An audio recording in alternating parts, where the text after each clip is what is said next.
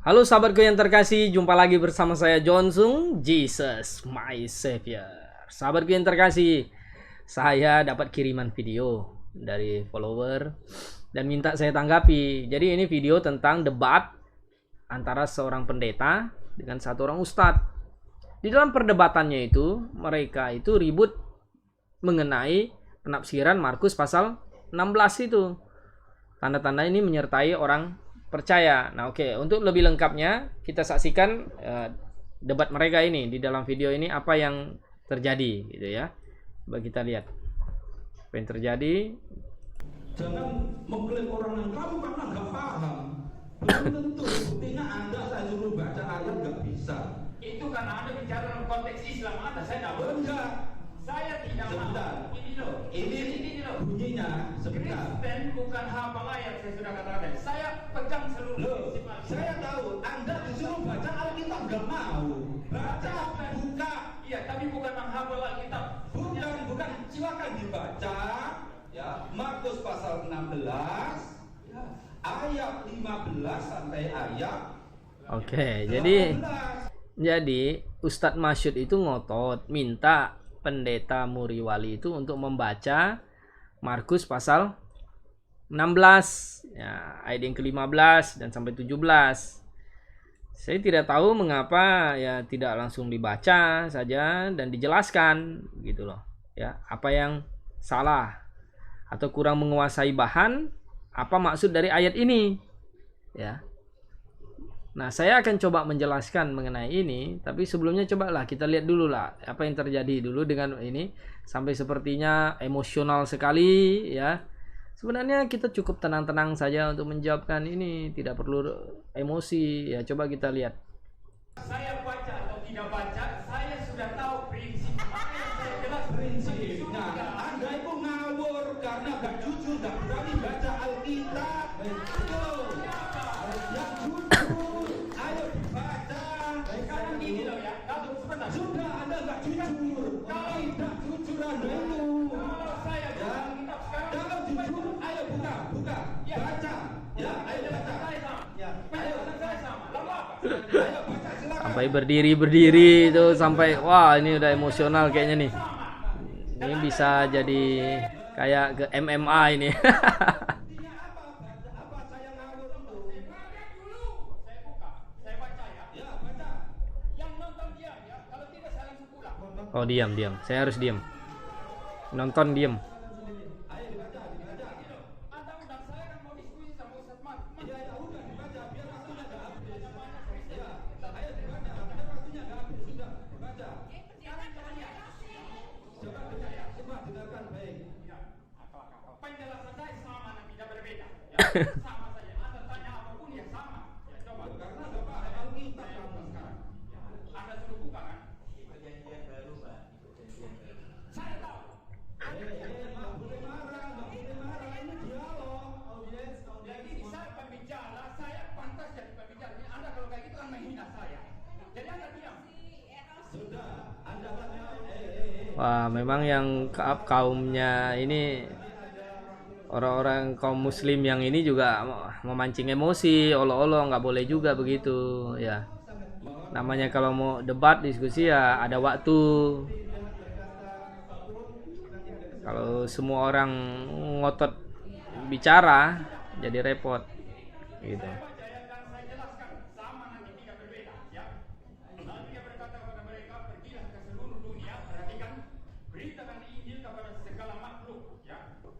Siapa yang percaya dan dibaptis akan diselamatkan, tetapi siapa yang tidak percaya akan dihukum. Konteksnya adalah pemberitaan Injil. Pergilah ke seluruh dunia, beritakanlah Injil ke segala makhluk. Ayat 17. Ayat 17. sebentar, objeknya itu siapa yang percaya gitu kan? Objeknya itu loh. Konteksnya memberitakan Injil. Siapa yang percaya selamat. Oke. Itu jelas ya. Ya, jadi saya jelaskan saja lah. Ini jadi karena keributan suara sampai ini ribut. Jadi Ustadz Masyud itu ngotot objeknya ini siapa yang percaya. Ya. Sedangkan pendeta Muriwali bilang, nah, ini konteksnya ini pemberitaan Injil, tanda-tanda ini. Nah, marilah kita ini saya jelaskan sebentar bagaimana pengertian ayat ini ya. Kalau di dalam Markus pasal 16 ini, coba kita lihat, saya akan bacakan ayat 14 sampai 20 ini. Bunyinya demikian.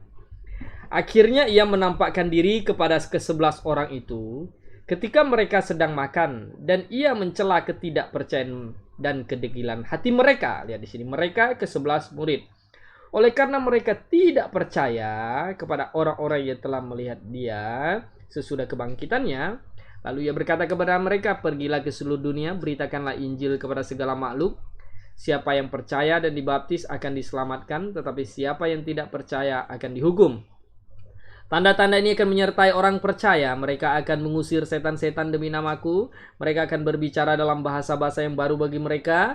Mereka akan memegang ular, dan sekalipun mereka minum racun maut, mereka tidak akan mendapat celaka. Mereka akan meletakkan tangannya atas orang sakit, dan orang-orang itu akan sembuh. Nah, mari kita lihat sebenarnya apa maksud ayat ini, konteks ayat ini. Apakah berbicara bahwa tanda-tanda ini menyertai setiap orang percaya? Tidak. Di dalam ayat 14 itu jelas Tuhan Yesus berbicara kepada ke-11 murid, mencela ketidakpercayaan mereka dan ketinggian hati mereka. Oke, ya. Jadi Yesus berkata lagi bahwa pergi beritakan Injil, dan ya, siapa yang percaya dan dibaptis akan diselamatkan. Nah, ayat ini juga berkata siapa yang percaya tidak dibaptis. Kita selesaikan di sini dulu. Siapa yang percaya dan dibaptis akan diselamatkan. Tetapi siapa yang tidak percaya akan dihukum. Tidak berkata siapa yang tidak dibaptis dan tidak percaya akan dihukum, tapi siapa yang tidak percaya. Jadi baptisan bukan syarat sebenarnya untuk keselamatan. Baptisan itu adalah perintah untuk menjadi murid. Pergilah jadikan semangsa muridku dan baptislah mereka. Maka ayat di sini berkata siapa yang percaya dibaptis. Intinya itu begini, orang yang percaya sudah lahir baru, otomatis pasti dia mau memberi diri dibaptis. Tapi orang yang tidak dibaptis ya tidak akan dihukum. Lihat di situ. Yang tidak percaya saja akan dihukum, kan jelas di sini ya. Jadi ayatnya jelas ini. Siapa yang percaya dan dibaptis akan diselamatkan, tetapi siapa yang tidak percaya akan dihukum. Jadi siapa yang tidak percaya kepada Yesus sebagai juru selamat akan dihukum.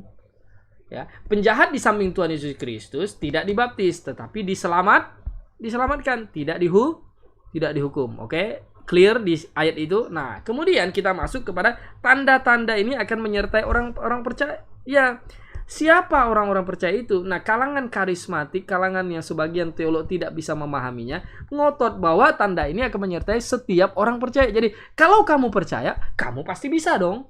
Dan punya dong tanda-tanda ini. Nah, itu kan seharusnya begitu.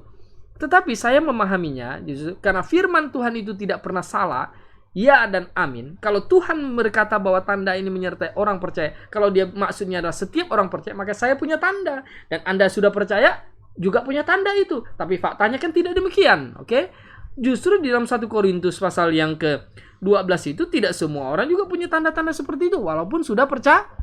1 Korintus 12 ayat 10, ya, ayat 28, ayat 29. Kan nyatanya Tuhan memberikan karunia yang unik kepada masing-masing anggota jemaat yang berbeda-beda karunianya. Tidak semua orang bisa mendapat semua tanda itu. Oke? Nah, jadi yang bisa mempunyai semua tanda-tanda itu siapa? Yang dimaksud ini adalah ke-11 rasul-rasul lah yang mendapatkan tanda-tanda ini. Makanya di dalam 2 Korintus 12 ayat 12 jelas Paulus menulis segala sesuatu yang membuktikan bahwa aku adalah seorang rasul telah dilakukan dengan segala tanda-tanda, mujizat-mujizat ya di depan kamu semuanya. Jadi bukti tanda rasul adalah mereka mengusir setan demi namaku. Oh, jelas para rasul mengusir setan. Mereka akan berbicara dalam bahasa-bahasa yang baru bagi bahasa asing. Hari Pentakosta digenapi di Yerusalem. Kemudian mereka akan memegang ular. Ya, kita lihat Paulus bagaimana di Pulau Malta dia kena patok ular, kemudian dia kebaskan begitu, dan dia tidak mati di patok ular. Oke, itu kan dilakukan. Nah, sekalipun mereka minum racun maut, mereka tidak akan mati. Mereka akan meletakkan tangannya atas orang sakit. Nyatanya para rasul semua meletakkan orang sakit, menyembuhkan orang, semuanya sembuh. Tidak ada yang tidak sembuh. Oke, karunia melakukan mujizat itu diberikan kepada para rasul. Apa bedanya karunia melakukan mujizat dengan Orang yang bisa mendapat kesembuhan mujizat. Bedanya begini, kalau para rasul itu mendapat karunia mujizat, kalau dia sembuhkan tidak mungkin tidak sembuh, pasti sembuh semua. Tuhan Yesus saja menyembuhkan walaupun mencela ketidakpercayaan mereka, tapi sembuh itu orang, karena kesembuhan itu kehendak Tuhan. Kalau Tuhan menyembuhkan pasti sembuh. Nah, sekarang kalau kita ya sakit, kita berdoa kepada Tuhan, bukan berarti kita harus bawa kepada pendeta A, pendeta B. Tidak ada pendeta yang mendapat karunia untuk menyembuhkan. Nah, kalau dia punya tanda-tanda itu, disuruh coba minum racun. Nah, oleh sebab itu ayat ini kalau kita terjemahkan setiap orang percaya punya tanda ini salah. Oh, nanti misionaris masuk ke dalam kampung-kampung, dia akan buat mujizat tanda-tanda. Faktanya tidak semua seperti itu. Ya. Jadi jangan salah menafsirkan ayat ini. Ya, coba kita lanjut lagi, kita lihat lagi ya. Videonya sebentar biar kita ini refresh ya. Refresh sebentar, kita lihat videonya, apalagi yang diperdebatkan mereka berdua. Siapa yang percaya? Berarti siapa saja, bukan hanya penginjilnya. Semua orang Kristen yang memberitakan Injil siapa saja. Mana di sini yang percaya? Iya, orang percaya kan orang Kristen. Tanda-tanda ini menyertai orang yang percaya. Saya belum baca ayat 17. Nah, ini ada Oke. ini ada bagus lagi. Saya belum baca ayat 17. Ini kan sudah nomor ini kan. Iya, Coba saya baca ayat 17. iya. Sudahlah, jangan terlalu sok kan begitu ya. Saya baca dulu. Tanda-tanda ini akan menyertai orang-orang yang percaya. Mereka akan mengusir setan-setan demi namaku. Mereka akan berbicara dalam bahasa-bahasa baru bagi mereka. Ya. Ya. Jadi tanda-tanda ini menyertai orang percaya. Siapa yang orang percaya itu? Kristen saya. Semua orang Kristen, betul. Tetapi Anda Nah, jadi Ustadz Masyud ini ngotot. Dia berkata tanda ini menyertai orang percaya. Siapa orang percaya itu? Dijawab sama pendeta itu, semua orang percaya. Ini kan udah salah. Maka itu saya lihat pemahamannya Ustadz ini justru lebih ini confident dia untuk menanya itu, untuk menyerang orang Kristen, sehingga nanti tidak bisa jawab, jadi bumerang bagi orang Kristen itu sendiri. Coba kita lanjutkan lagi, kita lihat lagi ya. 17 ini dalam konteks penginjilan. Nah itu. Nah, ya ini nggak paham kalimatnya. Ini kalau jadi pendeta menyesatkan ini. Ayo. Nggak paham kalimat bagaimana? Ini ada ini sudah ngawur ya. Nah, coba ya. Coba dilihat sebentar, biar itu dia lega itu. Kan buka roh. Siapa yang percaya dan dibaptis akan diselamatkan. Siapa yang percaya berarti semua toh. Semua orang Kristen. Saya Orang berikan Kristen. beritanya ulang-ulang. Ya, betul kan? Iya. Nah, terus tanda-tanda ini menyertai orang yang percaya. Ya sudah itu. Oke, jadi ya dia bilang begini kan, Ustadz ini orang yang percaya. Maka di situ tanda-tanda ini menyertai, dia dibaca kita ya, baca ya. Tanda-tanda ini akan menyertai orang-orang yang percaya. Pakai kata jamak di situ, tapi tidak berkata setiap orang percaya. Mengapa? Orang-orang percaya siapa? Ke-11 murid, rasul-rasul maksudnya. Itu. Kalau kita tafsirkan menyertai setiap orang percaya, misalnya seperti barang siapa percaya kepada Kristus, setiap orang yang percaya akan diselamatkan. Nah, berarti setiap orang, semua orang. Tapi di sini tidak berkata setiap orang, tapi menyertai orang percaya siapa? Ke-11 murid, para rasul. Makanya digenapi oleh para rasul. Coba kita lihat slide saya ini. Ya, kalau sampai salah menafsirkan ini fatal akibatnya. Jadi kita harus dapatkan, melihat ya, orang percaya ini melakukan tanda. Ini ada satu pastor ya, ini satu pendeta ini. Pastor Randy Mark pada tanggal 27 Mei 2012 mau menunjukkan bahwa dia yakin kalau dia digigit ular tidak akan mati sesuai Markus 16. Jadi dia bilang ini ayat menunjukkan menyertai tanda-tanda, menyertai orang percaya, tanda-tanda ini. Lalu diambil ular, show di depan itu jemaatnya, dan digigit dan akhirnya mati. Nah, kita lihat slide ini. Yang benar menafsirkan Alkitab itu, maka saya katakan bahwa ya ini kita hal yang seperti ini aja ndak paham, bagaimana kita mau debat sama orang nanti ya. Jadi penafsiran yang salah, akibat penafsiran yang salah, kalau mengatakan setiap orang yang percaya disertai tanda, ini namanya faktanya salah. Tidak semua orang percaya punya tanda. Nyatanya kan banyak kan di dalam kitab Korintus, banyak jemaat-jemaat ya tidak punya semua karunia-karunia itu. Nah, penafsiran yang lebih salah lagi berkata yang tidak dibaptis tidak masuk surga. Saya bilang tadi, ini bahaya. Kalau begitu masuk surga harus dengan usaha manusia dibaptis. Nah, itu menyesatkan. Nah, setiap orang yang percaya akan diikuti tanda. Ini lebih salah lagi juga. Saya bilang tadi, ke semua orang yang percaya punya tanda. Tidak benar. Yang penafsiran benar adalah orang yang percaya pada pemberitaan Rasul, mereka mendapat keselamatan. Jadi orang yang mendapat pemberitaan Injil oleh para Rasul itulah mereka diselamatkan. Nah, tanda-tanda ini menyertai siapa? Ya, menyertai para rasul. Nah, kalau sekarang Pak John, ya oke, saya jelaskan ya. Kalau sekarang Pak John misalnya pergi ke kampung beritakan Injil, ya.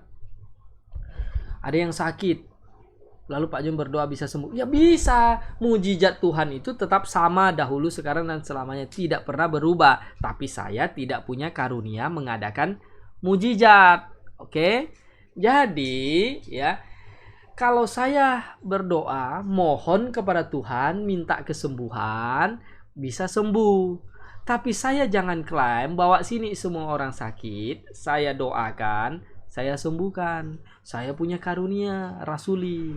Nah, ini yang menyesatkan. Terlalu banyak pendeta-pendeta itu bodoh dan show. Justru di dalam Alkitab menjelaskan bahwa pada akhir zaman iblislah yang melakukan mujizat.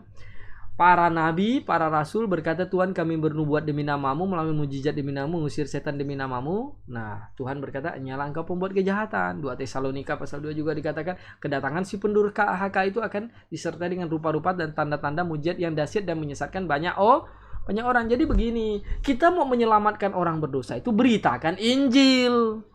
Bukan main tengking-tengking tumpang tangan supaya dia setannya lari. Beritakan Injil. Injil adalah kekuatan Allah. Ya, yang menyelamatkan orang berdosa. Ya. Gitu. Jadi firman Tuhan ya, Injil disampaikan kemudian mengetuk pintu hati orang yang buka. Injil itulah yang memerdekakan kamu sehingga kamu benar-benar merdeka. Wow, bagaimana dengan kasus Stefanus yang lain bisa? Nah, itu mereka adalah ya menyampaikan permohonan doa sehingga mereka Tuhan nyatakan mujizat di depan mereka. Itu bukan karunia. Nah, berbeda dengan pendeta yang sekarang semua mengklaim tanda-tanda menyertai orang percaya. Nyatanya kan tidak semua orang percaya. Nah, diketawain kan sama ustadz itu. Kemudian, pendeta juga klaim, sini kita rasul, bawa sini orang sakit, orang timpang berjalan, orang buta melihat. Ya, ini bukan, ini show, ini justru iblis yang show gaya-gaya seperti itu. Pernah enggak lihat para rasul itu bilang bawa semua sini orang sakit biar saya sembuhkan? Tidak. Tapi dia beritakan Injil. Ketika beritakan Injil, ada yang sakit, baru ya dengan karunia menyembuhkan dia sembuhkan. Oke?